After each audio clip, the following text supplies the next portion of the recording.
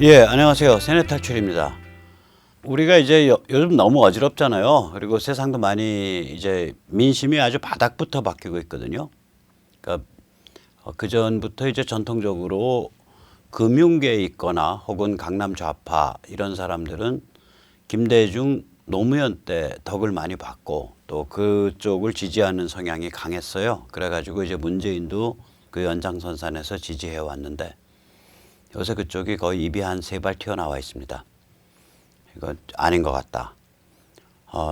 서울대생들이 뽑은 그 가장 수치스러운 동문 1위가 조국이 됐죠.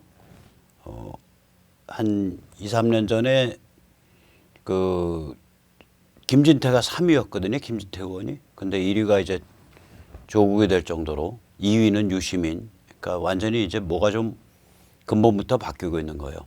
그리고 아무리 언론이 뭐라고 해도 세뇌를 하고 또 조중동까지 나서서 반일 그 히스테리를 불러일으키려 그래도 도서 베스트셀러 그것도 인문사회과학 분야가 아니라 종합 베스트셀러 1위에 반일 종족주의가 올라가 있다고요 지금. 그러니까 근본적으로 아주 그 세상의 그 흐름이 좀 바뀌고 있는 그런 게 느껴집니다. 이렇게 바뀌고 있지만 우리를 둘러싼 상황이 너무 그 다이내믹해요. 굉장히 다이내믹합니다. 그래서 이거는 큰 판은 결국 미국의 중국 전략이 제일 큰 판입니다. 나머지는 다 그거랑 연관된 이제 그 하위 종속 변수들이 돼버려요. 그래서 오늘은 미국의 중국 녹이기 전략, 차이나 멜트다운, 차이나 멜트다운 전략을 간단히 살펴보겠습니다.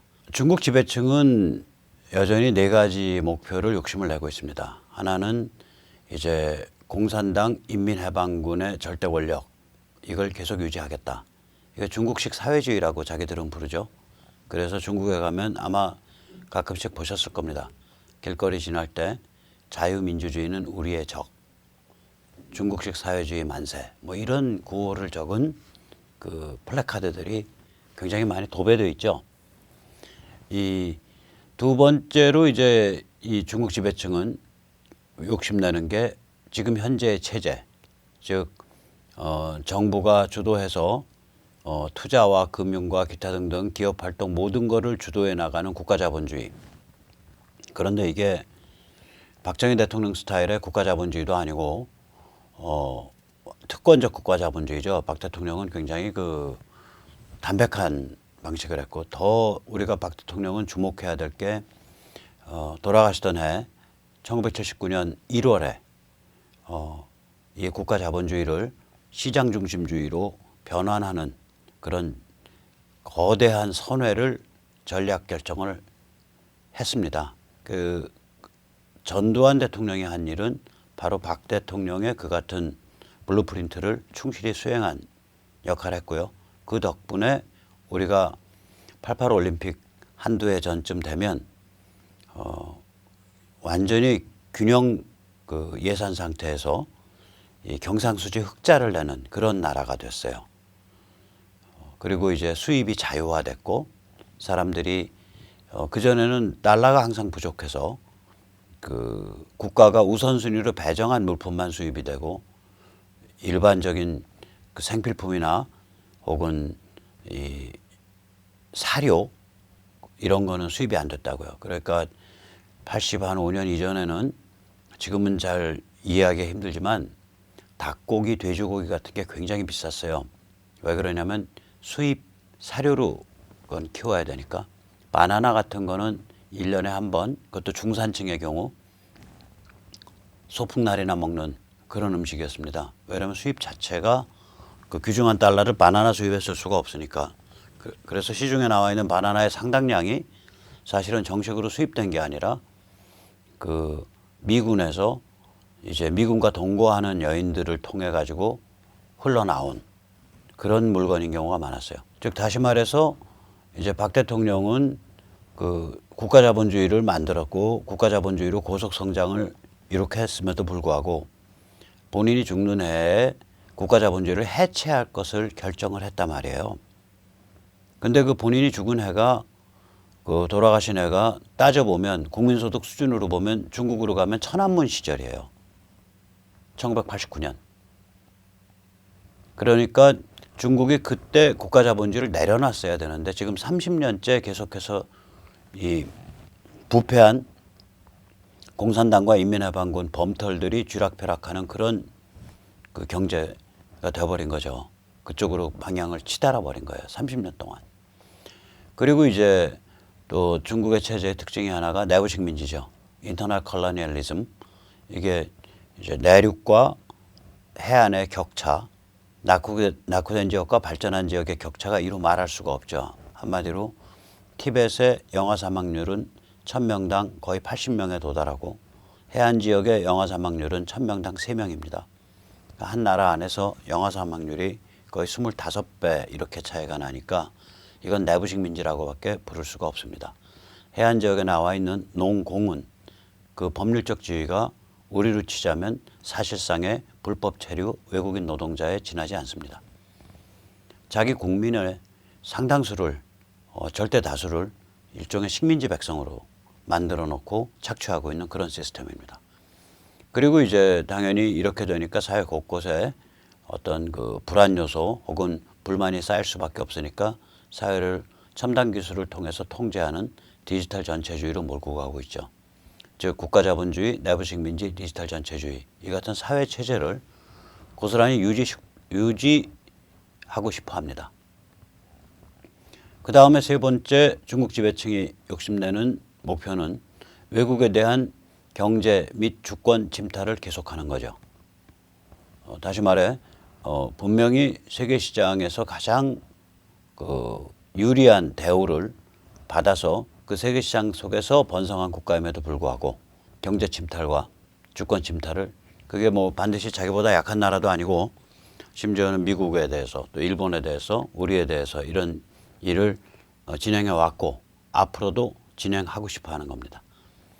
네 번째 중국 지배층이 욕심내는 목표는 국제 안보 질서를 중화 질서로 변경하려는 도발이죠. 국제 안보 질서는 당연히 미국이 주도해 왔는데 그거를 중국의 그 제국 질서로 바꾸고자 하는 겁니다. 우리가 이 같은 그 네 가지 목표를 향해서 중국이 치달아왔다는 점을 생각을 해보면 그 지금 미중 전쟁이 단순히 경제 전쟁이 아니라 실제로 이 네 가지 목표를 어떻게 중국의 이런 지배층이 가지고 있는 네 가지 목표를 어떻게 좌절시키고 중국을 어떻게 변화하고 중국을 어떻게 제압할 것인가에 관한 전쟁이라는 것을 알 수 있습니다. 이 이해가 이 지금 미중 전쟁의 본질을 이렇게 꿰뚫어 보는 이 안목이 지금 우리 사회나 또 우리를 중심으로 펼쳐지고 있는 그 동북아의 변화 그리고 세계 전체의 변화 이거를 이해할 수 있게 만듭니다. 미국의 수구 기득권 세력은 미중 전쟁을 봉합을 하고 그리고 다시 옛날로 돌아가자 이런 것을 끊임없이 주장하고 거기에 맞춰서 이제 그 세뇌를 펼치려고 하고 있고 트럼프를 지도자로 내세운 미국의 보수 세력은 여기에 반해서 이 미중 전쟁을 끝까지 밀어붙여야 된다. 이런 관점을 가지고 있습니다. 따라서 오늘도 이제 조선일보 같은 거 보면 트럼프 흠집내기 기사가 두세 개 실려 있어요. 예를 들어서 거기에는 예를 들면 그 파퓰리즘과 절대주의를 내세우는 그런 지도자가 들어오면 세계가 굉장히 그 불행해진다. 뭐 이런 기사면서 그 중에 하나 제 트럼프 딱 꼽죠. 거기에 같이 그리면은 저기 뭐 히틀러가 들어있어요. 그러니까 우리 사회의 수구 기득권의 그 성향은 분단을 선호하고 중국과 잘 지내는 걸 선호하고 중국의 지금 문제를 외면하고 그리고 자기들의 특권적 상태를 고스란히 유지하는 것을 선호합니다. 그 덕분에 또 그 때문에 우리 이제 자유시민에게 이런 그 지금 현재 진행되고 있는 미중 전쟁의 엄밀한 의미를 이렇게 이야기하는 정치인 혹은 조중동 같은 이제 빅미디어가 없다는 점이 그리고 또한 이거를 열심히 잘 설명해 주는 지식인이 드물다는 점이 우리 시대의 불행이라고 생각을 합니다. 근데 우리가 불행을 겪던 말던 상황은 여기로 가고 있습니다.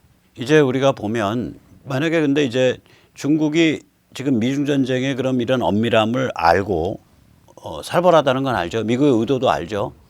그러면 그중에 뭐 한두 가지 좀 포기한다. 예를 들면은 중국 공산당 그다음에 중국 인민해방군 지배체제를 약화시키고 자유민주주의적 요소를 도입하고 많이, 그리고 외국에 대한 경제 주권 침탈 안 하고, 그리고 국제 질서, 국제 안보 질서 흔드는 거 안 하고, 그 뭐 완차이나는 명목상으로만 가고 대만이나 이런 데 체제 흔들라 그러지 말고 홍콩이나 좀 완전히 그 실제적으로는 거의 독립에 준하는 그런 방향으로 그냥 풀어놔 주겠다. 침투 공작 안 하겠다.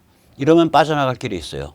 또한 북한 손절매하고 그래 미국이 북한 접수 평정해라. 우리 그냥 가만히 있을게. 이러면 이제 빠져나갈 길이 있다고요, 이게. 그런데 이 아까 말씀드린 이 지배층이 이때까지 간직해온 네 가지 목표를 지금 중국 지배층이 하나도 포기할 생각이 없는 거예요.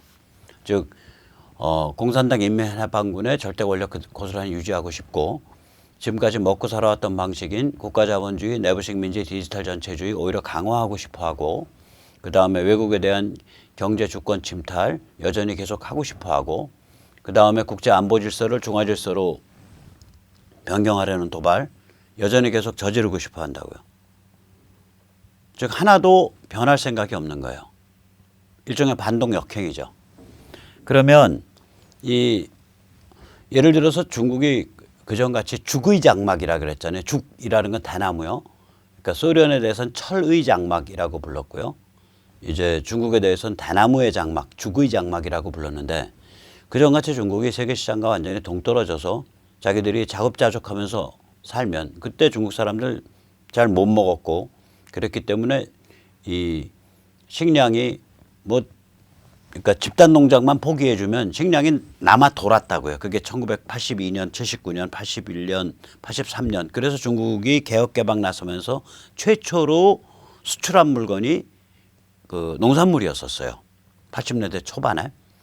그러나 지금은 중국이 식량 너무 다들 잘 먹고 잘 사니까 그전에 비해서는 식량을 이제 수입한단 말이죠.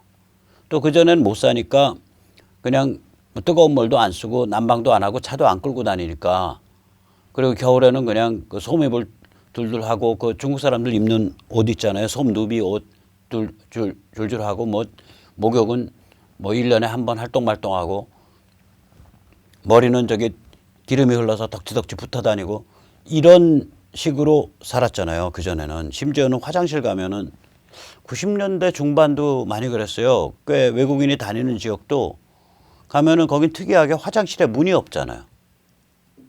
그러니까 화장실에 문이 없다고요. 변기도 없고 그냥 그 시멘트 바닥에 구멍 하나 파 있고.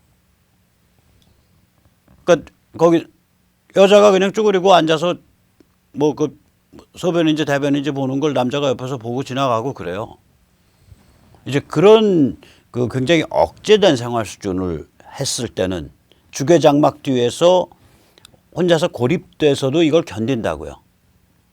그런데 중국의 세계 시장에 완전히 이 발끝서부터 머리끝까지 푹 잠겨 있기 때문에 이 지금과 같이 미중 전쟁이 저렇게 진행이 되면서 세계 체제로부터 이렇게 그 압박을 받기 시작하면 견딜 도리가 없어요.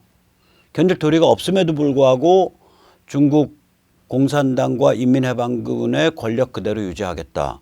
국가자본주의, 내부식 민주주의, 디지털 전체주의, 사회체제 그대로 유지하겠다. 외국에 대한 경제 주권 침탈 그 노선 그대로 유지하겠다. 국제 안보 질서를 파괴하고 중화 질서로 변경하려는 도발 그대로 유지하겠다. 이렇게 이제 반동 역행을 하고 있거든요. 오늘 시점까지. 그럼 녹죠. 시스템이 견딜 수가 없는데.